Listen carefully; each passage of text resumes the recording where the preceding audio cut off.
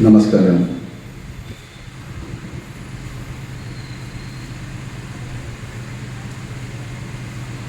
വേദിയിലെ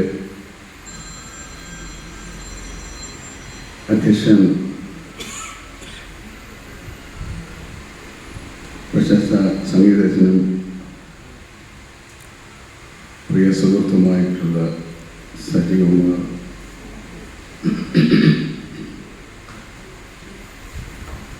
ഈ അനുസ്മരണ യോഗത്തിൽ പങ്കെടുക്കുന്ന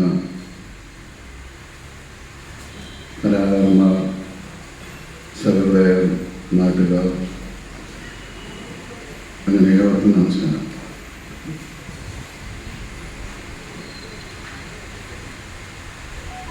ശ്രീ നെടുങ്കണ്ടം കെ.ആർ. ഭാസി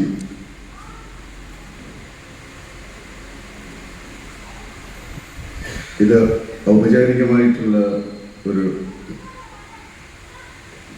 നാമധേയമാണെങ്കിലും ഭാസിയണ്ണൻ അല്ലെങ്കിൽ ഭാസി സാറെന്ന് പറയുമ്പോഴാണ് കൂടുതൽ എന്നെ സംബന്ധിച്ചിടത്തോളം, മറ്റ് എല്ലാവരെയും സംബന്ധിച്ചിടത്തോളം ഹൃദയത്തോട് കുറച്ച് ചേർന്ന് നിൽക്കുന്നത്. ഈ തിരുവോണത്തിൻ്റെ തലേ ദിവസം ഒരു 1 മണിയായ സമയത്ത്, 1-1:15 സമയത്താണ് ഞാൻ കിടന്നത്.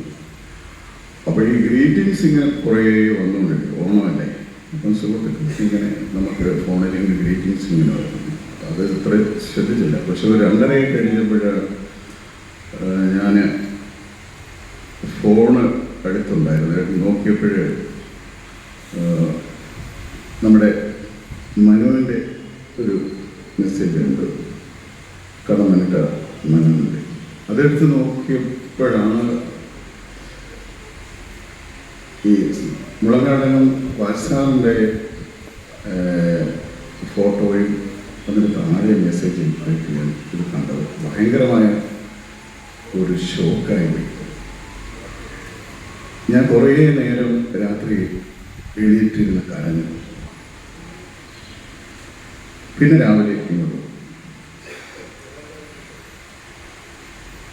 ഇപ്പം ഞാനും അതിൽ കുറച്ച് പൊരുത്തപ്പെട്ടു. മരണം എന്ന് പറയുന്നത് എല്ലാവർക്കും എപ്പോഴും വേണമെങ്കിലും പ്രതീക്ഷിക്കാവുന്ന ഒരു സംഗതിയാണ്. അതിൽ ഒരു മാറ്റം ഉണ്ടാകാൻ പോകുന്നില്ല. പക്ഷേ ചിലരുടെ മരണത്തോടെ നഷ്ടപ്പെട്ടു പോകുന്ന ഒരുപാട് വിലപ്പെട്ട മൂല്യങ്ങളുണ്ട്.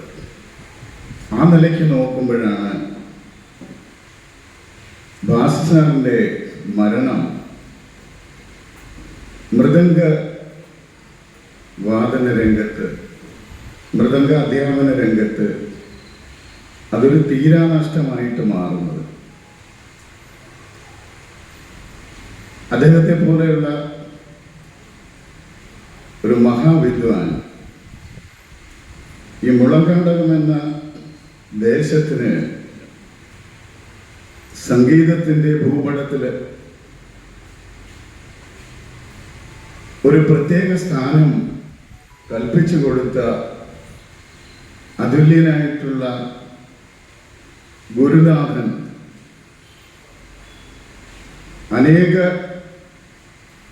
അനേകം സംഗീത കലാകാരന്മാരെ, മൃദംഗ കലാകാരന്മാരെ വളർത്തിയെടുത്ത ഗുരുനാഥൻ പെട്ടെന്ന് നമ്മുടെ മുന്നിൽ നിന്ന് അപ്രത്യക്ഷമാകുമ്പോൾ ഉണ്ടാകുന്ന ഒരു വലിയ വരൾച്ച, അത് നമ്മളുടെ എല്ലാ മനസ്സിലുണ്ട്. നമ്മുടെ ജീവിതത്തിൽ എന്താണ് നമുക്ക് വേണ്ടത്? പണം ഉണ്ടാക്കാൻ വേണ്ടി, അല്ലെങ്കിൽ അമിതമായ പണം ഉണ്ടാക്കാൻ വേണ്ടി, ധാരാളം സമ്പാദിച്ചു കൂട്ടാൻ വേണ്ടി ഓടി നടക്കുന്ന ആൾക്കാരാണ് നമ്മളിൽ എല്ലാവരും. പക്ഷെ ഇതൊക്കെ കുറച്ച് കഴിയുമ്പോൾ ഇതല്ല ഇതെല്ലാം അല്ലെങ്കിൽ ഇതല്ലായിരുന്നു എന്നുള്ള ഒരു സത്യം മനസ്സിലാക്കി. എന്താണ് നമുക്ക് വേണ്ടത്? നമ്മുടെ സാധാരണ മനുഷ്യരെ സംബന്ധിച്ച് ഒരു നമ്മുടെ ജീവിതത്തിൽ പറ്റുന്ന ഒരു വീട് വേണം. അതുപോലെ നമ്മൾക്ക് സൗകര്യപ്രദമായിട്ട് യാത്ര ചെയ്യാൻ ഒരു നല്ല കാർ വേണം. പിന്നെ കുറച്ച് പണം വേണം. നമ്മൾ 10 ദിവസം അല്ലെങ്കിൽ ഒരു 15 ദിവസം സീരിയസ് ആയിട്ട് ഹോസ്പിറ്റലിൽ കിടന്നാൽ നമുക്ക് ട്രീറ്റ് ചെയ്യാനുള്ള പണം ആരുടെയും സഹായമില്ലാതെ നമ്മുടെ കയ്യിൽ വേണം. അതുപോലെ തന്നെ ആരോഗ്യം വേണം. ഇതിനപ്പുറത്ത് എന്താ വേണ്ടത്? 15 ദിവസത്തിൽ കൂടുതൽ കിടന്നാൽ, ഗുരുതരമായ അവസ്ഥയിൽ കിടന്നാൽ മരിക്കുന്നതാണ് നല്ലതെന്ന് എൻ്റെ അഭിപ്രായം, വ്യക്തിപരമായിട്ടുള്ളത്. ഞാനിത് പറഞ്ഞു വരുന്നത്, ഇത്തരം കാര്യങ്ങളിലെല്ലാം വാസി സാർ ജീവിതത്തോട് കാണിച്ചിട്ടുള്ള ലാളിത്യം മനസ്സിലാക്കേണ്ടതാണ്. ഇപ്പോൾ സ്വാഗത പ്രസംഗം പറഞ്ഞതുപോലെ തന്നെ വളരെ പരിമിതമായിട്ടുള്ള ഒരു ജീവിത സാഹചര്യത്തിൽ അദ്ദേഹം ഇവിടെ കഴിയുന്നു. അദ്ദേഹത്തിൻ്റെ മാനസികമായ ബന്ധം ഏറ്റവും കൂടുതൽ അടിച്ചുകൂടിയിരിക്കുന്ന ആ മണ്ണില് അവിടെ തന്നെ ജനിച്ചു വളർന്ന് ജീവിതം അവിടെ തന്നെ പുഷ്പിച്ചുകൊണ്ട് അവിടെ തന്നെ ലയിച്ചു ചേരുന്ന ഒരു വലിയ അവസ്ഥയിലേക്ക്. നല്ലതാണെന്നൊന്നും എനിക്ക് ധാരണയുണ്ട്. എന്തുകൊണ്ടാണ് ഭാസി സാറ് ഇത്രമാത്രം ആദരിക്കപ്പെട്ടു? ഭാസി സാറ് അധ്യാപകനല്ല.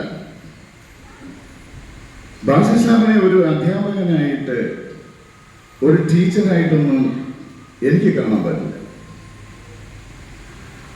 അത് ഗുരുനാഥനാണ്, മഹാഗുരുവാണ്. ഒരു ടീച്ചറും ഗുരുനാഥനും തമ്മിൽ വലിയ വ്യത്യാസമുണ്ട്. അധികം ഒന്നും പഠിപ്പിക്കുകയൊന്നും വേണ്ട. പിന്നെന്താണ് വ്യത്യാസം? അറിവുകൾ നമുക്ക് പറഞ്ഞു കൊടുക്കാൻ പലർക്കും പറ്റും, പക്ഷെ ഗുരുനാഥനാക്കാൻ വലിയ പ്രയാസമാണ്. ആ ഗുരുനാഥൻ എന്ന് പറയുന്നത് വലിയ സങ്കല്പമാണ്. അത് വലിയ ശക്തിയുടെ ഒരു വലിയ പ്രഭാവമാണ്. അത് അറിവുകളുടെ ട്രാൻസ്മിഷൻ. അപ്പൊ നമ്മുടെ ജീവിതത്തില് വെളിച്ചം പകർന്നു കൊടുക്കുന്ന, നമ്മുടെ ജീവിത പാതയില് ഏറ്റവും ദുഃഖകരമായ അവസ്ഥയില്, പ്രതികൂലമായിട്ടുള്ള സാഹചര്യത്തിൽ നമുക്ക് ആരാണ് വെളിച്ചം നൽകുന്നത്? അത് ഗുരുനാഥൻ.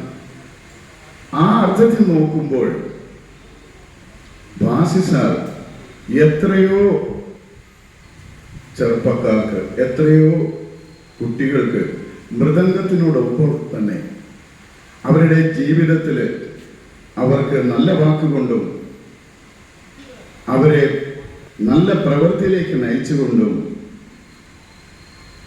ജീവിതത്തിൻ്റെ ലാളിത്യത്തെക്കുറിച്ചും സൗന്ദര്യത്തെക്കുറിച്ചും ബോധമുണ്ടാക്കി കൊടുത്തിട്ട് അദ്ദേഹം ഈ ലോകം വിട്ടുപോയതാണ്. അതാണ് ഞാൻ പറയുന്നത്, അദ്ദേഹം മഹാഗുരുവാണ്. അതൊരു വലിയ ട്രാൻസ്മിഷൻ ഞാൻ നേരത്തെ പറഞ്ഞത്. അതുപോലെ ഇനി എന്തുകൊണ്ടാണ് മുളങ്കാടകം KR ഭാസി എന്ന് പറയുന്ന ഒരാൾ ആദരിക്കപ്പെടുന്നത്? മൃദംഗ വാദനത്തില്, മൃദംഗ കല എന്ന് പറയുന്നത് ശബ്ദ സമ്മേളനമാണ്. ശബ്ദശാസ്ത്രത്തിന്റെ ആസ്വാദനം സൃഷ്ടിക്കുന്ന വലിയ ഒരു ഉപകരണമാണ്. ലയ സംവിധാനത്തിന്റെ വലിയ പ്രപഞ്ചത്തിനെ സൃഷ്ടിക്കുന്ന കാര്യമാണ്. അത് കേവലം ശബ്ദ സംബന്ധമായിട്ടുള്ള രസികത്വം മാത്രമല്ല, അത് ബൗദ്ധികവും കൂടി, ബുദ്ധിപരമാണ്.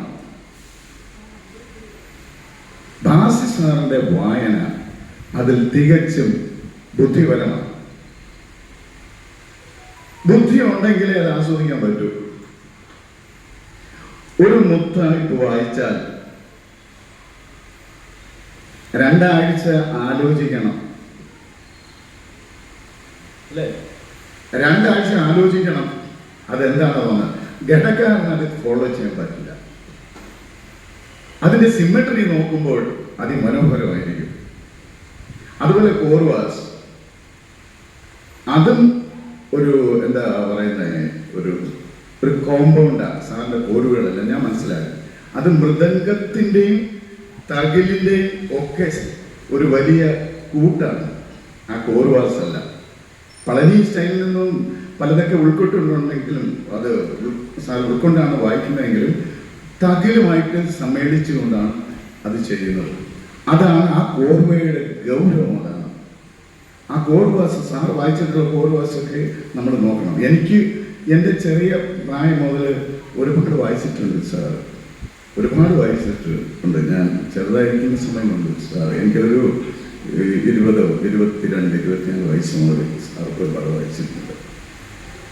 അതുപോലെ തന്നെ ഒരു മൃദംഗത്തിൻ്റെ വാദ്യം ഇപ്പോഴും എന്താണ്, നമ്മൾ പാടാനിരിക്കുമ്പോൾ ഇപ്പോഴത്തെ ഒരു സ്ഥിതി പറഞ്ഞാൽ ഒരു വേദി എത്രയുണ്ടോ ആ വേദിയുടെ സ്പേസ് മൊത്തം ഒരു കച്ചേരിക്ക് എടുക്കുന്ന രീതിയാണ്. അത് ഒരു സുഖമായിട്ട് എനിക്ക് തോന്നാറില്ല. അത് ഒരു വേദി ഉണ്ടെങ്കിൽ വേദിയുടെ ഏറ്റവും അറ്റത്ത് ഇരിക്കുന്നു, മൃദംഗ ഇപ്പുറത്ത് വയലിൽ അത്ര ഡിസ്റ്റൻസ്. പക്ഷെ പണ്ടത്തെ കച്ചേരികളൊന്നും അങ്ങനല്ല. ഒരു കൈ തൊട്ടാൽ മൃദംഗത്തിൽ നമുക്ക് പാട്ട് പാടുമ്പോൾ തന്നെ തൊടാൻ പറ്റാവുന്ന രീതി. എന്താണ് അത് ഇരിക്കാനുള്ള കാരണം എന്ന് തോന്നുന്നത്? നമുക്ക് ലെഫ്റ്റ് ആൻഡ് റൈറ്റ് മൃദംഗത്തിന് നല്ലപോലെ കിട്ടണം, ലെഫ്റ്റ് ആൻഡ് റൈറ്റ്. അത് പണ്ട് ഞങ്ങൾ അങ്ങനെയാണ് ഇരിക്കുന്നത്. ഇപ്പോഴും ഞാൻ എല്ലാവരും പിടിച്ച് അങ്ങനെ ഇരുത്തും. ഇന്നിപ്പം സാങ്കേതികത കൂടുമ്പോൾ എവിടെ ഇരുന്നാലും നമുക്ക് മോണിറ്റർ വെച്ചാലോ നമുക്ക് സ്റ്റേജിൽ ഫീഡ്ബാക്ക് അതുപോലെ കിട്ടുമെങ്കിലും, പക്ഷെ അതിനപ്പുറം ഒരു ബന്ധമുണ്ട്. അത് അടുത്താണ്. ബാസിസാറ് അടുത്തിരിക്കുമ്പോൾ ഞാൻ ഈ ലെഫ്റ്റ് ശ്രദ്ധിക്കാറുണ്ട്.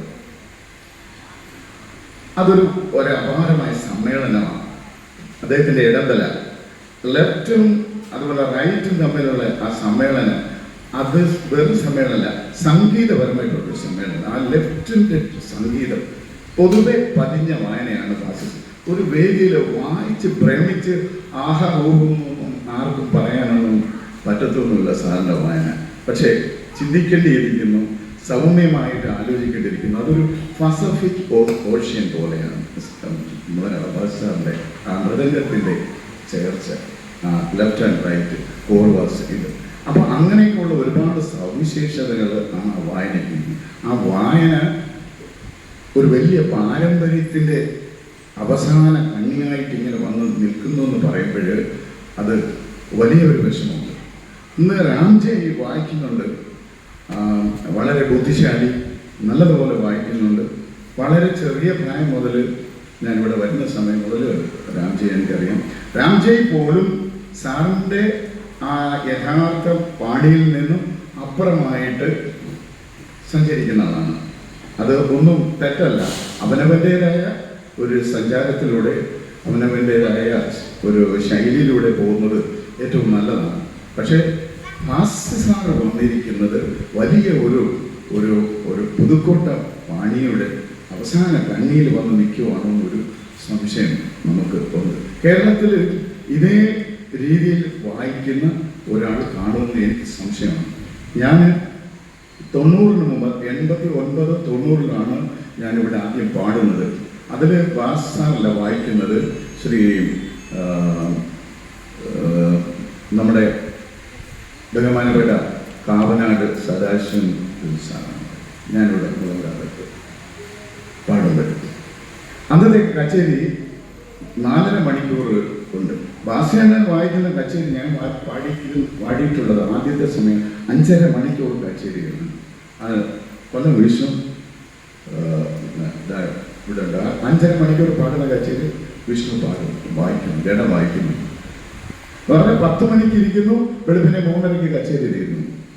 2 ആവർത്തനം, ഒരു പല്ലവി, രാമദാനം പല്ലവി, ഒരു മെയിനായിട്ട് ഒരു കീർത്തനം. നമുക്ക് എന്തെല്ലാം പാടാൻ പറ്റുന്നില്ല. അന്നത്തെ മെയിനായിട്ടുള്ള ഒരു താളം മിശ്രജാതി, ചെമ്പതാളം, ഖണ്ഡഗതി 5 മാത്രം തള്ളി. മിശ്രജാതി ജപതാളം ഖണ്ഡഗതി 5 മാത്രം തള്ളി. അപ്പം വാസിയാനോട് ഇങ്ങനെ ചോദിച്ചു, അല്ല ഇതിങ്ങനൊരു ഒരു സിമ്പിളായിട്ടുള്ള ഒരു താളത്തിലാണ് നമ്മൾ ഇന്ന് പല്ലവി അത്. അപ്പം അദ്ദേഹം പറഞ്ഞു, അത് കുഴപ്പമില്ല, സുദർശനം പഠിക്കോ, ഞാൻ ഒരു തതികിടതും 4 കാലമെങ്കിലും വായിച്ചിരിക്കും, ധൈര്യമായിട്ട് പാടുമെന്ന് പറഞ്ഞു. അങ്ങനെയൊക്കെയുള്ള ഒരു മനുഷ്യനെ എവിടുന്ന് കിട്ടും? അതാണ് ആ വലിപ്പം. അത്രമാത്രം വലിയൊരു വിദ്വാൻ. എത്ര പറഞ്ഞാലും തീരത്തില്ല. ഞാൻ ധാരാളം കച്ചേരികൾ അദ്ദേഹം ഇതിലൂടെ വായിച്ചിട്ടുണ്ട്. എൻ്റെ ജ്യേഷ്ഠ സഹോദരനെ പോലെയാണ്. എൻ്റെ എന്താ പറയുന്നത്, ഒരു ഞാൻ നേരിട്ടങ്ങനെ പഠിച്ചിട്ടില്ലെങ്കിൽ അദ്ദേഹത്തിൻ്റെ വായന ഇത്രമാത്രം കേട്ടിട്ടുള്ള ഒരാൾ ഞാൻ തന്നെയാണെന്നാണ് ഞാൻ വിശ്വസിക്കുന്നത്. അദ്ദേഹത്തിൻ്റെ ഒരു പ്രത്യേകതയും ഇപ്പോഴേ നിങ്ങൾ ആര് ചെന്ന് അദ്ദേഹത്തോട് സംസാരിച്ചാലും നിങ്ങൾക്ക് തോന്നും ഏറ്റവും കൂടുതൽ അദ്ദേഹം ഇഷ്ടപ്പെടുന്നത് എന്നെയാണ്. അങ്ങനെ ഓരോരുത്തർക്കും തോന്നും. ആ വ്യക്തിബന്ധം വളരെ വലുത്. അത്രയ്ക്കുള്ള ബന്ധം അദ്ദേഹത്തിനുണ്ട്. ഇത് നമുക്ക് എം ഡി രാമനാഥനെ അറിയാമല്ലോ. എം ഡി രാമനാഥൻ മഹാവിദ്വാനായിരുന്നു. ഞാൻ നേരിട്ട് കച്ചേരി കേട്ടിട്ടുണ്ട്, കണ്ടിട്ടുണ്ട്. അദ്ദേഹം ജീവിച്ചിരുന്ന സമയത്ത് അദ്ദേഹത്തിനെ കുറിച്ചോ അദ്ദേഹത്തിൻ്റെ സംഗീതത്തിൻ്റെ മാഹാത്മ്യത്തെ കുറിച്ചോ ഒന്നും ആരും മനസ്സിലാക്കിയില്ല. അതിനുശേഷം അദ്ദേഹത്തിൻ്റെ മരണം കഴിഞ്ഞതിന് ശേഷമാണ് എം ഡി രാമനാഥനെ ജനങ്ങൾ, സാധാരണ പാട്ടുകാരായിട്ടുള്ള കലാകാരന്മാരായിട്ടുള്ള ആൾക്കാർ അറിയാറുള്ളത്. അങ്ങനെ ഒരു പരമസത്യമാണ്. കാരണം ഇടിച്ച് കയറാതെ ചിലരൊക്കെ ഉണ്ട് ഈ രംഗത്ത്. മാസി സാറിപ്പം മനു പറഞ്ഞതുപോലെ അവിടെ നിൽക്കത്തേ ഉള്ളൂ. അത്രമാത്രം മര്യാദയുള്ള മനുഷ്യനാണ്. അപ്പം അങ്ങനെയുള്ള ചിലർ സൗമ്യമായിട്ട് അവിടെ നിൽക്കും. അവര് ഇതിനൊന്നും പോകുന്നവരല്ല. അപ്പം അദ്ദേഹത്തെ സംബന്ധിച്ച് ആ ഒരു സ്വഭാവ രീതി ആയിരിക്കാം. ജീവിച്ചിരുന്ന സമയത്ത്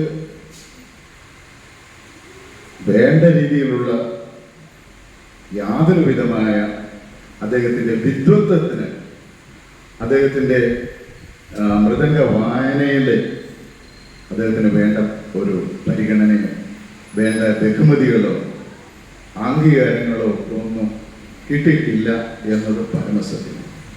അദ്ദേഹത്തിൻ്റെ മരണത്തിന് ശേഷവും ഇനിയുള്ള കാലങ്ങളിൽ പോലും ആ ആത്മാവിന് ശാന്തി ഉണ്ടാകാൻ വേണ്ടി അത് ഏറ്റവും നല്ല രീതിയിൽ നമ്മളെ കൊണ്ട് ആകാവുന്നതൊക്കെ ചെയ്ത് ആ സ്മരണ പുതുക്കുകയും അദ്ദേഹത്തിൻ്റെ വായനകൾ നേരത്തെ വായിച്ചുള്ള റെക്കോർഡ്സുകളെല്ലാം സംഘടിപ്പിക്കുകയും പരിശോധന ചെയ്യുകയും പഠിക്കുകയും അത് റിസർച്ച് ചെയ്യുകയും ചെയ്യേണ്ടത് അത്യാവശ്യമാണ്. അത്രമാത്രം അതിൽ ആഴത്തിൽ അതിൽ വിഷയങ്ങൾ ഉണ്ട് എന്നാണ് ഞാൻ വിചാരിക്കുന്നത്.